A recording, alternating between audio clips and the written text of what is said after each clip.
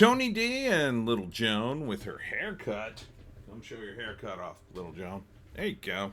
There you go. Oh, come on. Come on, get your head out here so people can see you. People can see you. You got a nice haircut.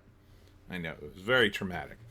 Anyhow, let's do a screenwriter's rant on Final Destination 6, Bloodlines. I'm not sure how many more of these they're going to do.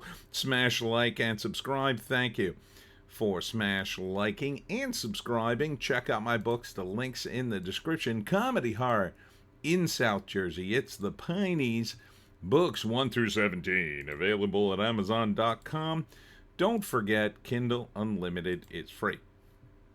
Basically, this movie is how many creative kills can we have in one movie? And it really uses a very basic premise that Alfred Hitchcock talked about putting a time bomb in a scene and the characters don't know it's there.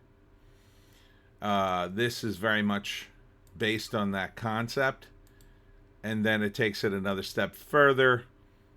The premise is death is coming for a family because they were not supposed to be alive. The matriarch of the family got a vision back in the day. She saved everybody, and now death is coming for everyone. And she has a secret way to avoid death. I'm not quite sure how she figured that all out, but she somehow mapped it out. And death is coming for everybody in the family. And Tony Todd is in it. Was he in the earlier ones? This is one of his last movies, by the way. He's passed on, unfortunately. So, you know, it is what it is. It's May 16th, only in theaters. Filmed it for IMAX. Yeah, it's a thrill ride. It is, you know, full of fan service, you would say.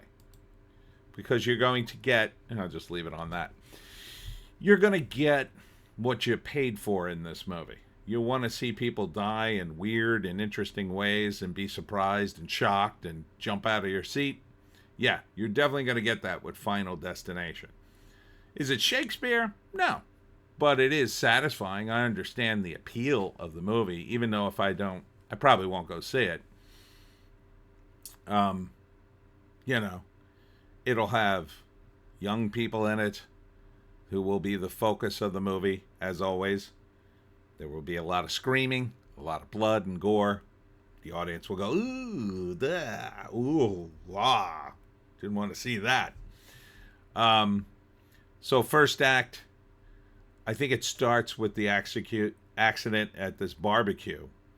And the family's having a barbecue, and there's sort of an elaborate setup as various items in the yard, normally very innocuous, all come together to kill this one patriarch in a horrible, horrible way. It's kind of funny, actually. And funny in a dark way. So he dies, and then out of nowhere, Grandma's like, we're all going to die. But somehow she knows this. That's the only part of this movie I don't really get. How does she know things? I guess she gets visions. She's a witch. See, here's a rake hitting a lawnmower and blah, blah, blah. This is Grandma back in the day. And she saved everybody from a disaster. And now her granddaughter has to do that instead. And this dude, he doesn't believe it. He thinks it's a joke. And then he gets horribly murdered, as you can imagine. See, he's in the street. He's not paying attention. And you can imagine what happens to him. I don't think I could stop. Yeah, there you go. So, and that, you know, happens throughout the second act. People are killed or nearly killed in a variety of ways. The protagonist somehow manages to cheat death, but her friends die.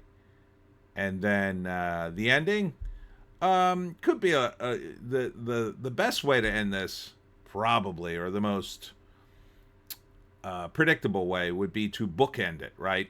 So the grandmother had a vision and saved a bunch of people.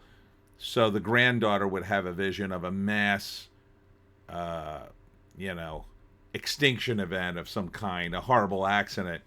And she warns everybody to get, out of the nightclub, and everybody gets out and it collapses. And now she's cheated death. And although death will stop coming for her because the movie's over for a while,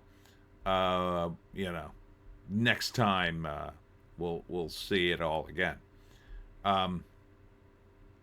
It kind of kicks it up a little bit because it is, family related. I like that. It gives it a bit of a history. That's what was sort of missing from these movies when they first came out. They just seemed sort of random, like death. They cheated death, and now death is coming for them. It just seems sort of random. Like, as if we should all just sit back and let death kill us one by one. I'm about to drive off a cliff. Well, guess death wants to kill me. I guess I'll have to go off of the cliff then. I mean, like, it kind of doesn't make sense. But the history gives it a bit of validity. It creates its own little mythos because it takes place, in a past time and then cuts to today. So I kind of like that. It validates it more. I probably wouldn't see it. If it was on, maybe I'd watch it for a while. If the characterization really pulled me in, but I kind of doubt it. Let's see what the IMDb says about it. I mean, at all the movies, Destination. Here it is. Out of all the movies that keep coming out and get franchised, this is, the most franchisable one because the characters kind of don't matter. You could always change out the characters to another family or another group of people. So it kind of is a concept-driven screenplay. Plagued by reoccurring violent nightmare, a college student returns home to find the one person who can break the cycle and save her family from the horrific fate that inevitably awaits them. Directors Zach Lipovsky and Adam B. Stein. It took two guys to direct this movie. Writers Guy Busick, Laurie Evans, and John Watts. Took three guys to write this movie? Okay. And Tony Todd is the only name I recognize. R.I.P., bro. I did interview Tony Todd back in the day. He was a really nice guy. All right. Oh, Breck Bassinger. That's gotta be Kim Bassinger's daughter. Oh, what a smoke show. That must be the grandmother in the past, I think. That's gotta be... Oops. Oh, no. Final Destination is hitting me with a nosebleed. It's gotta be Kim Bassinger's daughter, right? Alec Baldwin's, I'm gonna say. Beric Bassinger's sibling, Bryce Bassinger's sibling.